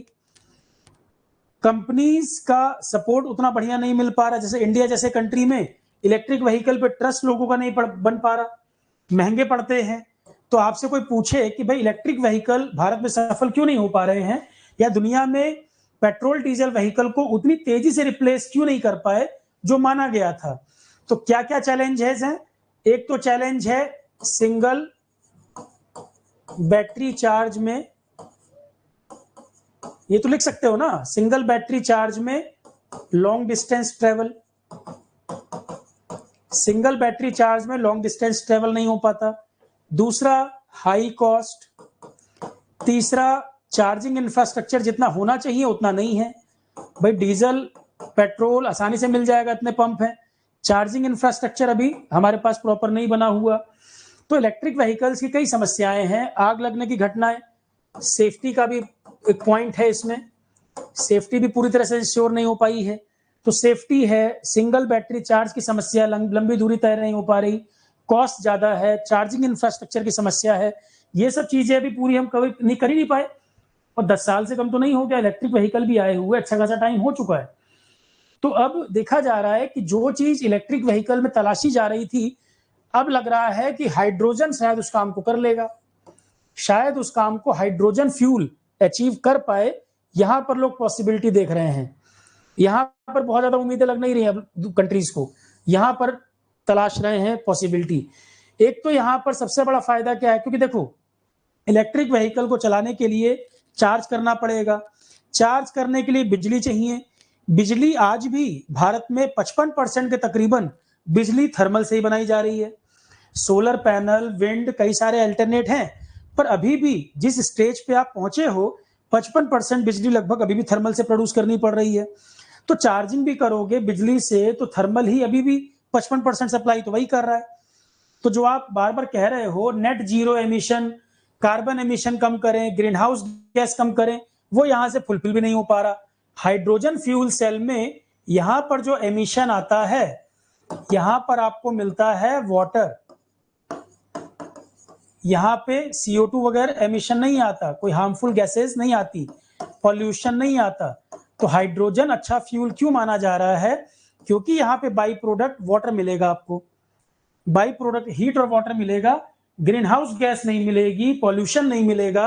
तो ग्रीन हाउस गैस और पॉल्यूशन नहीं मिल रहा और एमिशन में वाटर मिल रहा है, आपको हीट और वाटर मिल रहा है, वो सेफ है। तो जो आपका टारगेट है clean environment, green house gas को कम करना, उस टारगेट को पूरा करने में भी हाइड्रोजन हमारे लिए मददगार होगा। इसीलिए मैंने ग्रीन हाइड्रोजन के ऊपर आपको करंट अफेयर में कम से कम 10 चीजें बता रखी हैं। ग्रीन हाइड्रोजन वाली बस, ग्रीन हाइड्रोजन वाली नाव, ग्रीन हाइड्रोजन वाली बोट, ग्रीन हाइड्रोजन की ट्रेन, 50 एग्जाम्पल बताए हुए हैं। ग्रीन हाइड्रोजन फ्यूल पे दुनिया में जो पहली ट्रेन चली थी वो चलाई थी जर्मनी ने। जब मैं ऑफलाइन पढ़ाता था पुराने इंस्टीट्यूट में तब पढ़ाया था मैंने ये। कम से कम समझो ग्रीन हाइड्रोजन ट्रेन चलाए हुए 7-8 साल हो गए, 2018 के आसपास की शायद बात है। पहली ग्रीन हाइड्रोजन ट्रेन दुनिया में कमर्शियल ये जर्मनी ने चलाई थी। फ्रांस की एक कंपनी है आल्स्टॉम, आल्स्टॉम एक कंपनी है, उन्होंने बनाया था ये। पहली हाइड्रोजन ट्रेन जो है दुनिया में जर्मनी ने चलाई थी, आल्स्टॉम कंपनी ने बनाया था इसको। कॉनकोर्डिया करके नाम है इसका, कॉनकोर्डिया आइलैंड, कॉनकोर्डिया आइलैंड करके नाम है। अब इंडिया ने भी ट्रायल किया है, एक्चुअल में जो हमारे हिली एरिया है, हिमालय वगैरह का जो एरिया है, वहां पर डीजल की ट्रेनें ना चलाई जाएं, इलेक्ट्रिक ट्रेन भी ना चले। हिली एरिया में जैसे कालका शिमला टॉय ट्रेन चलती है, डीजल पे है, हेरिटेज माना जाता है उसको, तो क्यों ना उसको हाइड्रोजन पे चला दिया जाए। पहाड़ी इलाकों में हेरिटेज वगैरह वाली ट्रेनें जो हमारी चलती हैं, डीजल यूज हो रहा है, तो वहां पर हम क्यों ना डीजल की बजाय हाइड्रोजन ट्रेनें ले आए, तो हिली एरिया के लिए अच्छा हो जाएगा। हिमालय का एरिया है, इकोलॉजी भी बड़ी वहां की फ्रेगाइल है, सॉफ्ट है, खतरा रहता है, तो डीजल वीजल का इस्तेमाल वहां पे ट्रेन वेन में ना ही किया जाए। तो कालका शिमला हेरिटेज ट्रेन चलती है, टॉय ट्रेन, बहुत धीरे धीरे चलती है ये, वहां का आपको पूरा सीनिक ब्यूटी दिखाते हुए। तो कालका शिमला हेरिटेज ट्रेन चलती है, उसको डीजल वीजल को रिप्लेस करके हाइड्रोजन पे चलाने का टारगेट है। उसी काम को करने के लिए इन्होंने ट्रायल किया है अभी 89 किलोमीटर लंबे रूट पे जिंद सोनीपत के बीच। कालका शिमला ट्रेन को हाइड्रोजन फ्यूल पे चलाना है, उसी के लिए ट्रायल जिंद से सोनीपत के बीच ट्रायल किया गया है 89 किलोमीटर रूट पर। क्लियर है? Devendra Kumar, water vapour green house effect देता है, पर पोटेंशियल उसका CO2 से ज्यादा है क्या? वाटर वेपर तो नेचर में वैसे भी है, धूप पड़ेगी पानी पे, वाटर वेपर बनेगा, पर वाटर वेपर पॉल्यूशन तो नहीं कर रहा। Green house gas water vapour है, पर वो पॉल्यूशन तो नहीं है। जो फ्यूल को जलाने में और हार्मफुल गैसेस पॉल्यूशन आता है वो तो नहीं है। और दूसरा, ग्रीन हाउस गैस में भी अलग अलग गैस का पोटेंशियल हीट ट्रैप करने की क्षमता अलग अलग है। CO2 से भी ज्यादा है मीथेन की क्षमता, उससे भी ज्यादा N2O, सबसे ज्यादा सल्फर हेक्साफ्लोराइड। तो वाटर वेपर फिर भी सेफ माना जाएगा। ठीक, वो उतनी बड़ी समस्या नहीं है जितना पेट्रोल डीजल जलाना या कोयला जला के बिजली बनाना। ठीक, तो कालका शिमला हेरिटेज रूट। और दूसरी बात, हाइड्रोजन फ्यूल जो आप यूज करोगे उसका कैलोरीफिक वैल्यू, कंबशन बहुत बढ़िया होता है, कंबशन बहुत अच्छा होता है, ज्यादा से ज्यादा फ्यूल जली जाएगा उसमें, एफिशिएंसी बहुत बढ़िया होती है हाइड्रोजन फ्यूल में। कई सारे बेनिफिट मैंने आपको एनवायरमेंट में बताए भी हैं, हाइड्रोजन में भी बताए थे, ग्रीन हाइड्रोजन, ब्लू हाइड्रोजन बनने का प्रोसेस भी बताया हुआ है। ये फ्यूचर है, यहां से क्वेश्चन बनता है। ठीक, तो हाइड्रोजन ट्रेन जिंद सोनीपत के बीच में ट्रायल किया गया है, 89 किलोमीटर रूट पे ट्रायल किया गया है, क्योंकि कालका शिमला हेरिटेज रूट पे हमको ये चलानी है, यहां पर ये चलाना है। इसका ट्रायल अभी जिंद सोनीपत रूट पे किया गया है। तो हाल ही में इंडिया ने पहला हाइड्रोजन पावर ट्रेन का ट्रायल 89 किलोमीटर लंबे रूट जिंद सोनीपत के बीच हरियाणा में ट्रायल किया गया है। 1200 हॉर्स पावर का इंजन लगा है। यूरोप में जो चल रही है ना हाइड्रोजन ट्रेन, इतनी पावर की नहीं है, वो 600 हॉर्स पावर के आसपास है। यूरोप वाली जो है वो 500-600 हॉर्स पावर के आसपास है। पावर के मामले में ये सबसे ऊपर है। इंडिया जो बना रहा है 1200 हॉर्स पावर की, ये पावर के मामले में सबसे ऊपर। यूरोप में जो चल रही है वो 500-600 हॉर्स पावर की है।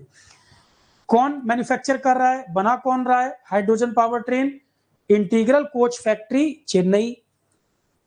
जो बड़े बड़े कोचेस, नई नई ट्रेनें बन रही हैं, जैसे वंदे भारत के कोचेस, वंदे भारत वगैरह के कोच भी तो यही बनाते हैं, ICF चेन्नई।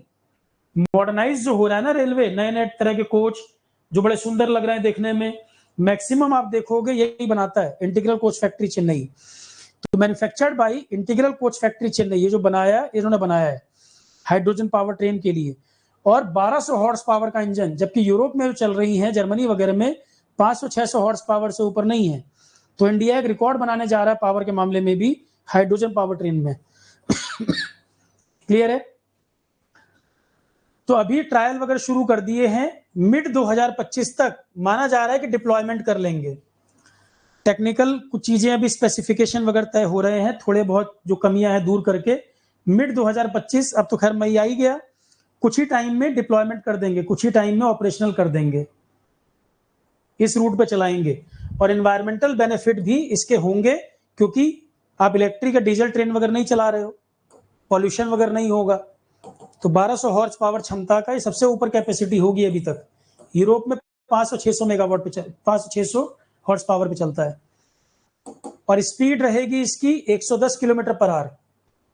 ऐसा भी नहीं कि हाइड्रोजन फ्यूल यूज कर रहे हो तो स्पीड कम हो जाएगी, 110 किलोमीटर पर आवर तक आप चला सकते हो हाइड्रोजन ट्रेन को, और 2638 पैसेंजर बैठ सकते हैं। कैपेसिटी जो होगी 110 किलोमीटर पर आवर और 2638 पैसेंजर। इंजीनियरिंग सर्विसेज में पूरा चांस है ग्रीन हाइड्रोजन, हाइड्रोजन फ्यूल पे क्वेश्चन आने का, हाइड्रोजन फ्यूल पे क्वेश्चन आने का पूरा चांस है इसमें। सिविल्स में तो आ ही रहा है बार बार, ईएस में भी इस बार आने का पूरा चांस है। जो अल्टरनेट सॉल्यूशंस है ना दुनिया में, चैलेंजेस जो आ रहे हैं, सॉल्यूशन जो है वहां पे क्वेश्चन बनता है। तो 110 kilometre per hour and carrying up to 2638 passenger, इतनी क्षमता होगी। तो इंडिया का एक प्रोग्राम है hydrogen for heritage, hydrogen for heritage programme, उसके तहत भी ये काम किया गया है। जैसे हेरिटेज रूट पे जो ट्रेनें चल रही हैं हाइड्रोजन फ्यूल पे चलाई जाएं, तो हमारा एक प्रोग्राम है हाइड्रोजन फॉर हेरिटेज प्रोग्राम, उसके तहत रेलवे भी हाइड्रोजन ट्रेनें चला रहा है। ठीक, एक हमारा प्रोग्राम है हाइड्रोजन फॉर हेरिटेज, उस प्रोग्राम के तहत कई सारे मंत्रालय काम करेंगे, जिसमें रेलवे जो ट्रेनें हेरिटेज साइट तक है उनको हाइड्रोजन फ्यूल पे चलाने का काम करेगा। जो प्रोग्राम है उसका नाम है हाइड्रोजन फॉर हेरिटेज। तो उसके तहत अलग अलग मंत्रालय, जिस मंत्रालय का जो काम हेरिटेज पे है वो कोशिश कर रहे हैं ग्रीन एनर्जी पे किया जाए। तो रेलवे कह रहा है कि हम जो ट्रेनें से जाती हैं उनको हाइड्रोजन फ्यूल पे चलाएंगे, ये फ्यूचर है। लगभग 35 ट्रेनें इनके प्लान में इन्होंने कर रखा है, आगे के लिए 35 ट्रेनें प्लान कर रखी हैं इन्होंने आगे तक के लिए। 2800 करोड़ का प्रोजेक्ट है। तो हाइड्रोजन वाला इंफ्रास्ट्रक्चर, हाइड्रोजन वाली ट्रेनें चलाई जाएं, ये सब बड़े प्रोग्राम का हिस्सा है जिसमें ट्रेनों में हाइड्रोजन फ्यूल यूज करें। ठीक, इंडिया को फायदा क्या मिलेगा? ग्रीन हाउस गैस एमिशन कम, पॉल्यूशन कम, ये सब बेनिफिट मिलेंगे। वही लिखा है, ग्रीन हाउस गैस एमिशन कम होगा। सबसे पहले वर्ल्ड में पहली commercial hydrogen power train passenger वाली किसने चलाई थी? जर्मनी ने चलाई थी 2018 में। ये ऑफलाइन बैच 2018 जब पढ़ा रहा था मैं तब बताया था, तभी शुरू किया था इन्होंने ये। तो आल्स्टम एक कंपनी है, आल्स्टम एक कंपनी है, उनकी बनाई हुई है ट्रेन का नाम है कोराडिया आइलैंड। नीदरलैंड में भी चला रहे हैं ये, जर्मनी में भी नीदरलैंड में भी। कोराडिया आइलैंड नाम है ट्रेन का। कंपनी जो बनाने वाली आल्स्टम, फ्रेंच कंपनी है, रेल के कोचेस बनाती है ये, फ्रेंच कंपनी आल्स्टम है। कोराडिया आइलैंड ट्रेन का नाम है जो ये बनाते हैं। हाइड्रोजन फ्यूल पर चलने वाली जो ट्रेन है उसका नाम कोराडिया आइलैंड। क्लियर है?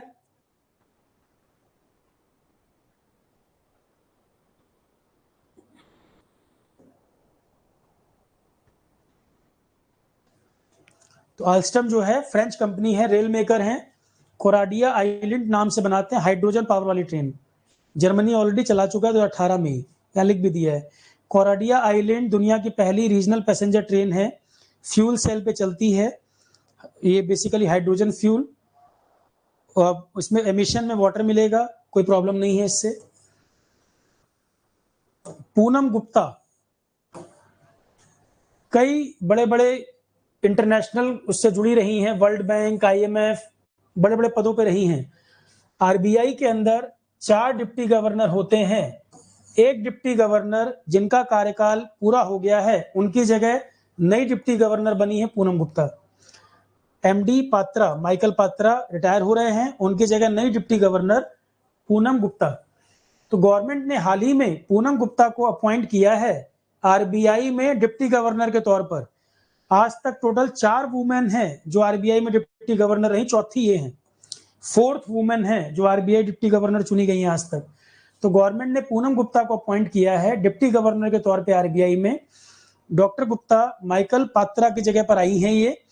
She is currently serving as, अभी ये एनसीएईआर में काम कर रही थी, अब यहां से ये आरबीआई डिप्टी गवर्नर हो गई। अभी ये काम कर रही थी, कार्यभार संभालने से पहले, चार्ज संभालने से पहले ये डायरेक्टर जनरल रही हैं एनसीएआर में, इकोनॉमिक्स रिसर्च की संस्था है उसमें थी। अब वहां से इनको आरबीआई डिप्टी गवर्नर बना दिया गया है। पिछले 14 साल में ये पहली वुमेन है, और जब से आरबीआई बना है तब से चौथी वुमेन है। जब से आरबीआई बना है तब से ये 4th वुमेन है जो डायरेक्टर जनरल बनी है, और पिछले 14 साल में पहली है। पिछले 14 साल में कोई वुमेन डिप्टी गवर्नर नहीं बनी यहाँ पर, तो पहली वुमेन है पिछले 14 साल में जो डिप्टी गवर्नर बनी। और ओवरऑल आरबीआई 1935 में बना था, तब से चौथी वुमेन है। इससे पहले 3 रही हैं, केजे उदेशी, श्यामला गोपीनाथ, उषा थोराट, ये 3 रही हैं आज तक, चौथी ये हैं। ठीक है,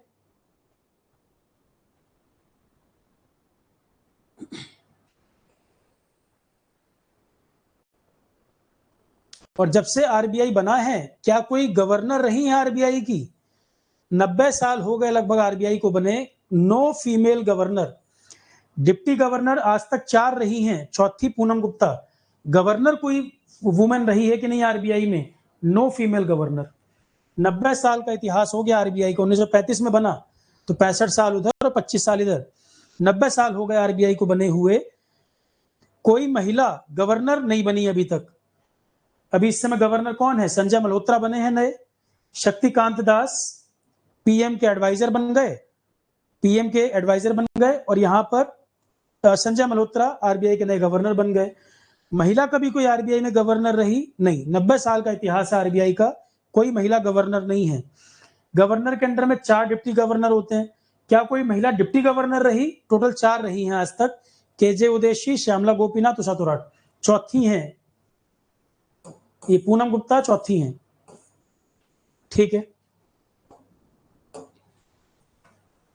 इससे पहले कई सारी संस्थाओं से जुड़ी रही हैं।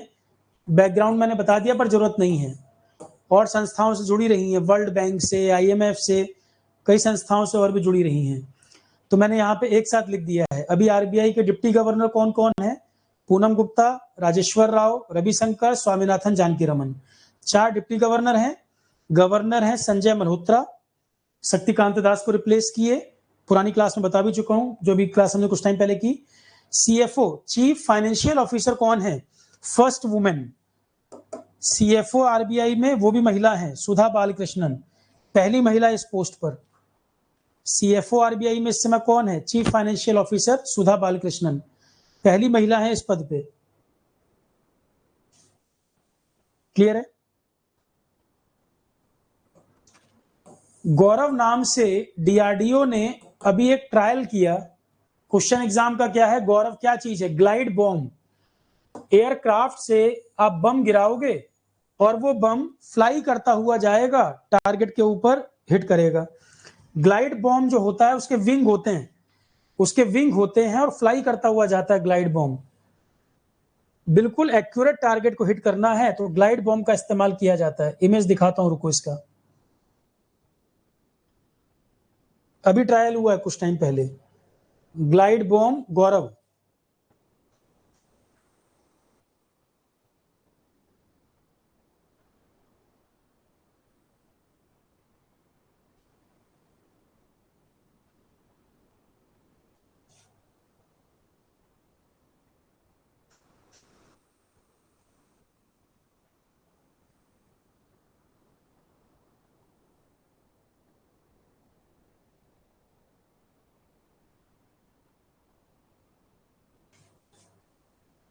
आधी जो फाइलें पड़ी हैं ना नेट के ऊपर, पता नहीं फॉर्मेट ही कौन सा यूज करते हैं ये।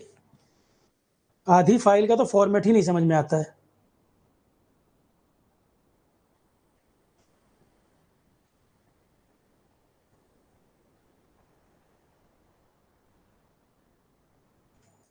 ये देखो, ग्लाइड बॉम्ब ऐसा होता है। अब आप इसको मान लो सुखोई से लेकर जा रहे हो और सुखोई से आपने इसको ड्रॉप कर दिया, तो जैसे बाकी बम होते हैं ना, जहां पर गिराया वहीं जाके गिर जाएगा नीचे, वैसा नहीं है ये।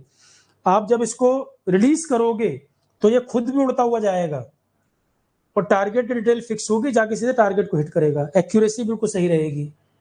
जैसे बम, अभी तक आप जानते हो कि बम आपने प्लेन से गिराया और उसका अपना कोई रोल नहीं, बम जाके सीधा जहां गिराया वहीं जाके गिर जाएगा। बम अपने आप से कंट्रोल नहीं कर रहा खुद को। ग्लाइड बॉम्ब होते हैं जहां पे खुद कंट्रोल भी है इसमें, मतलब प्लेन से गिराने के बाद भी ये जो ग्लाइड बॉम्ब है ये एग्जैक्ट टारगेट को हिट करेंगे। जो नॉर्मल बॉम्ब होते हैं ना, कई बार गलत टारगेट को हिट कर देते हैं क्योंकि उनका अपना कंट्रोल नहीं है। रिलीज करने के बाद आपका कोई कंट्रोल रहता नहीं उन पर नॉर्मल बम में। ग्लाइड बॉम्ब कहीं भी नहीं गिरेगा, टारगेट जहां फिक्स है वहीं पर जाके हिट करेगा, तो एक्यूरेसी रहेगी बिल्कुल। तो गौरव जो है ये अपना ग्लाइड बॉम्ब है। कई सारी कंपनीज ने काम किया इस पर, अदानी डिफेंस भी है, उसके अलावा डीआरडीओ भी है, कई सारी कंपनीज ने मिलकर तैयार किया। अभी ट्रायल हुआ है इसका। तो गौरव नाम से ग्लाइड बॉम्ब, अकेला ग्लाइड बॉम्ब ऐसा नहीं, ग्लाइड बॉम्ब डीआरडीओ ने पहले ही बनाए हैं, अभी हाल ही में ट्रायल इसका हुआ है। सवाल पूछेगा गौरव क्या चीज है, मिसाइल है कि एयरक्राफ्ट है, एचएएल ने बनाया, क्या चीज है, कोई शिप है? नहीं, यह है ग्लाइड बॉम्ब। तो डीआरडीओ के द्वारा बनाया गया गौरव नाम से glide bomb, long range glide bomb Gaurav 8 से 10 अप्रैल के बीच में ट्रायल किया गया है। सुखोई 30 एयरक्राफ्ट से रिलीज करके देखा गया, एग्जैक्ट टारगेट को हिट किया इसने पूरी एक्यूरेसी के साथ। रेंज 100 किलोमीटर के आसपास रेंज है और 1000 किलोग्राम का बम है ये बम है 1000 किलोग्राम का, विस्फोटक जो कैरी कर रहा है 1000 किलोग्राम। तो सुखोई 30 से ट्रायल किया लॉन्ग रेंज ग्लाइड बॉम्ब गौरव नाम से, जो 100 किलोमीटर पे टारगेट तक हिट करेगा। मतलब आपने रिलीज कर दिया, 100 किलोमीटर दूरी तक ट्रेवल करके उसको हिट करेगा, और 1000 किलोग्राम इसका लगभग क्षमता है। इसका जो ये बारूद कैरी कर रहा है एक्सप्लोसिव 1000 किलोग्राम। चांदीपुर ट्रायल भी चांदीपुर पे हुआ है और बनाया भी है। रिसर्च सेंटर इमारत यहां पर तैयार किया गया है, इंडिया का खुद का है, इंडिया का खुद का बनाया हुआ। पहली बार इसका ट्रायल अगस्त 2023 में भी हुआ था। पहली बार ट्रायल इसका अगस्त 2023 में किया गया था, अभी फिर ट्रायल हुआ है। पहले भी इसका ट्रायल किया जा चुका है।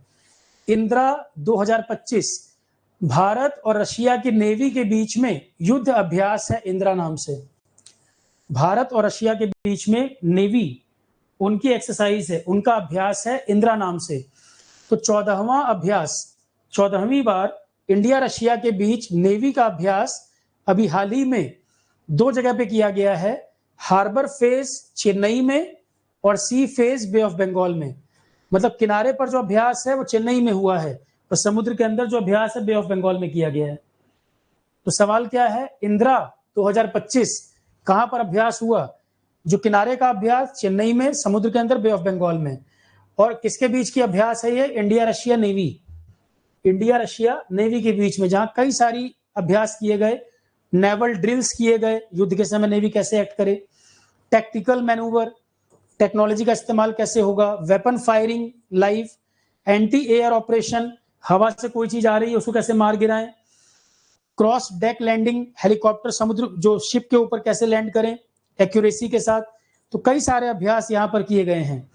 भारत की तरफ से जो शिप पार्टिसिपेट किए थे यहाँ, राणा, कुथार और एक पेट्रोलिंग वाला एयरक्राफ्ट है P-81। तो राणा, कुथार और पेट्रोलिंग वाला एयरक्राफ्ट है P-81, इन्होंने भाग लिया इसमें। 2003 से अभ्यास चल रहा है। इंदिरा जो एक्सरसाइज है 2003 में शुरू हुई थी इंडिया रशिया के बीच, इंडिया रशिया के बीच। तो नेवी, दोनों देशों की नेवी पार्टिसिपेट करती हैं। 2003 से चल रहा है। अभी वाला अभ्यास चेन्नई और बे ऑफ बंगाल के एरिया में किया गया है।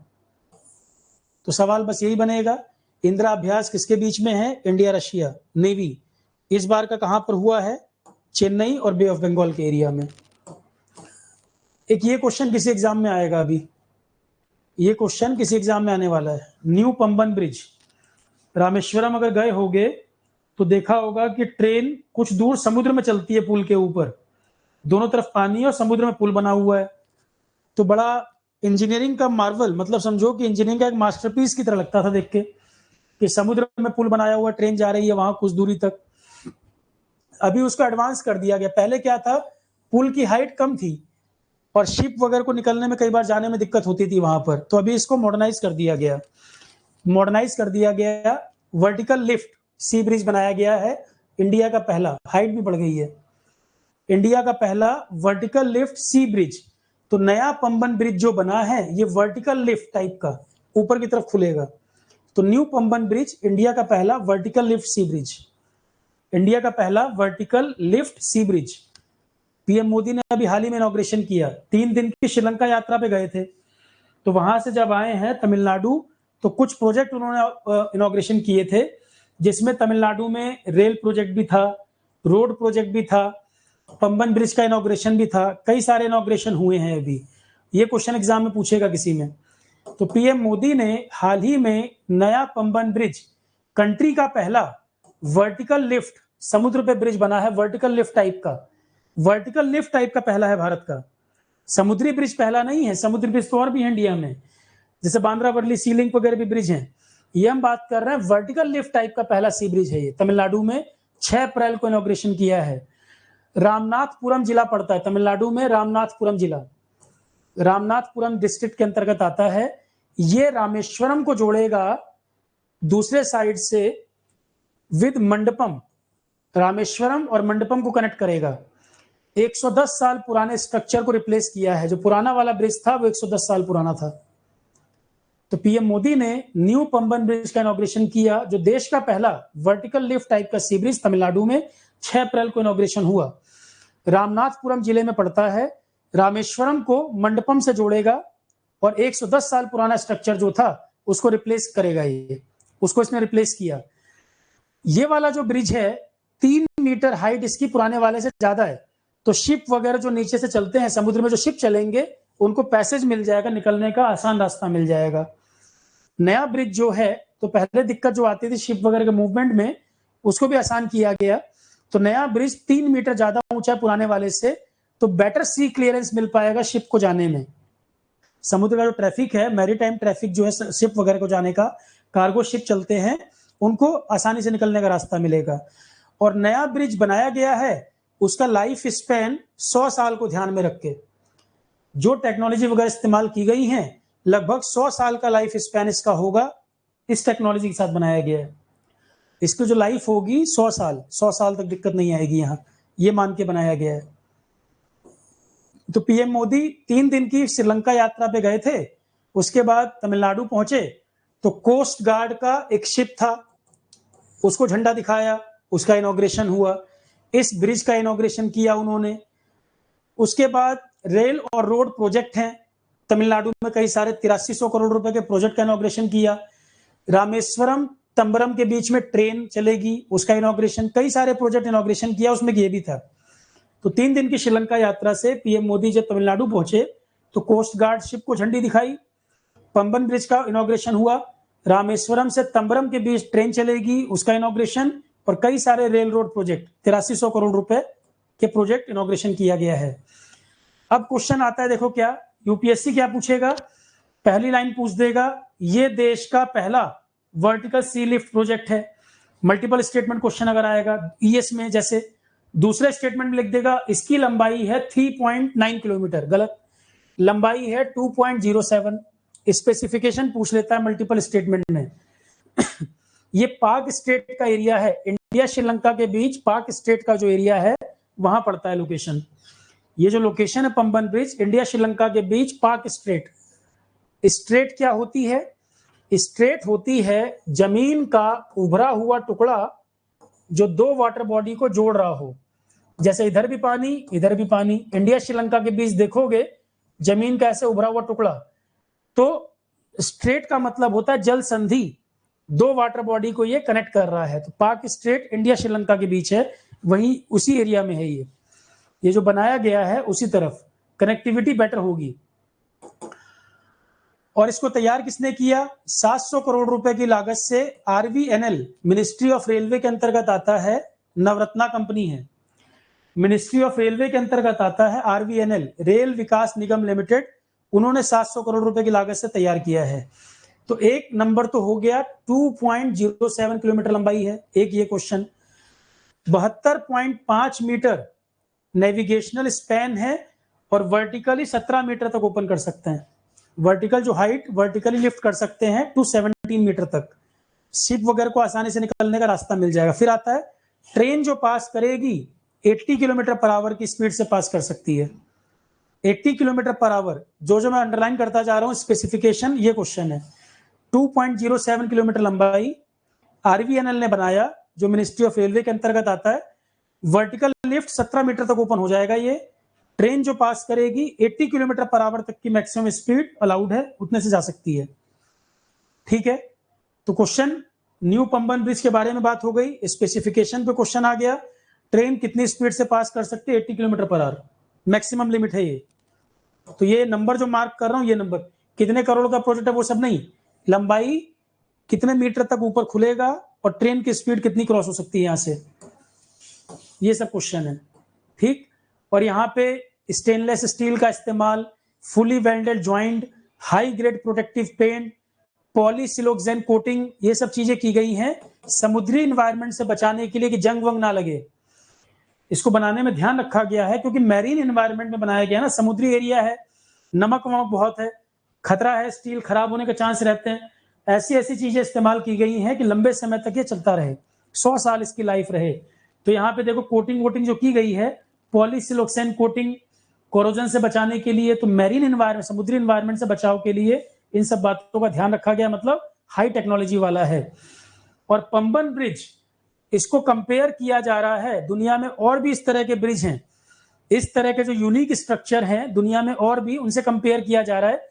जैसे अमेरिका का गोल्डन गेट ब्रिज, दुनिया में भी इस टाइप के ब्रिज हैं, जैसे अमेरिका का Golden Gate Bridge, Golden Gate Bridge, UK का टावर ब्रिज, यूके का टावर ब्रिज, डेनमार्क और स्वीडन के बीच में ऑरसुंड ब्रिज। तो अपनी मॉडर्न डिजाइन और टेक्नोलॉजी के लिए ये सब भी दुनिया में फेमस है, जाने जाते हैं। तो पंबन ब्रिज को इन दुनिया के इन ब्रिज से कंपेयर किया जा रहा है जो मॉडर्न टेक्नोलॉजी वाले हैं। इंडिया को श्रीलंका से कनेक्ट करने का आइडिया पहली बार 1876 में आया। एडम्स ब्रिज, जो राम सेतु कहते हो ना आप, इधर राम सेतु का एरिया भी पड़ता है, राम सेतु को ही एडम्स ब्रिज भी कहते हैं। राम सेतु का जो एरिया है एडम्स ब्रिज भी कहा जाता है। श्रीलंका का पहले नाम हुआ करता था सिलोन। तो इंडिया और श्रीलंका को कनेक्ट करने के लिए, एडम्स ब्रिज के रूट से जोड़ने के लिए पहली बार इसकी पॉसिबिलिटी तलाशी गई 1876 में, पर कॉस्ट ज्यादा आ रही थी जिसकी वजह से प्लान को रोक दिया गया था। फिर और फीजिबल प्लान 1906 में अप्रूवल मिला। एक रेलवे लाइन भी मदुरई से धनुषकोडी के बीच बनाई गई, रामेश्वरम होते हुए। स्टीमर सर्विस की भी शुरुआत की थी धनुषकोडी से श्रीलंका जाने के लिए। तो इंडिया से श्रीलंका की कनेक्टिविटी कैसे होगी, इंडिया और श्रीलंका को जोड़ने के लिए कई तरह के प्रपोजल आए थे। सबसे पहला प्रपोजल 1876 में आया, हाई कॉस्ट की वजह से रोक दिया गया। तो प्रपोजल कि भाई स्टीमर से जोड़ें, कि रेलवे ब्रिज बनाए, कि रोड बनाए, क्या बनाए यहाँ पर, कि ब्रिज बनाए। तो इंडिया श्रीलंका की कनेक्टिविटी की बात अगर करें, श्रीलंका को ही पहले सिलोन कहते थे, पुराना नाम। तो एडम्स ब्रिज के रूट पे कनेक्ट करना, राम सेतु का जो रूट है वहीं पर स्ट्रक्चर बना के जोड़ा जाए। 1876 में प्रपोजल आया, हाई कॉस्ट की वजह से रोक दिया गया। फिर दूसरा फीजिबल प्लान 1906 में पास हुआ। मदुरई से धनुषकोडी तक रेलवे कनेक्ट कर दी गई रामेश्वरम होते हुए। उसके बाद स्टीमर सर्विस, बोट सर्विस दे दी गई। मदुरई से धनुषकोडी के बीच रेलवे सर्विस रामेश्वरम होते हुए, तो वहां पहुंच गए। और धनुषकोडी से श्रीलंका जाने के लिए स्टीमर, पोर्ट सर्विस, जो स्टीमर चलते थे उसके द्वारा चले जाते थे।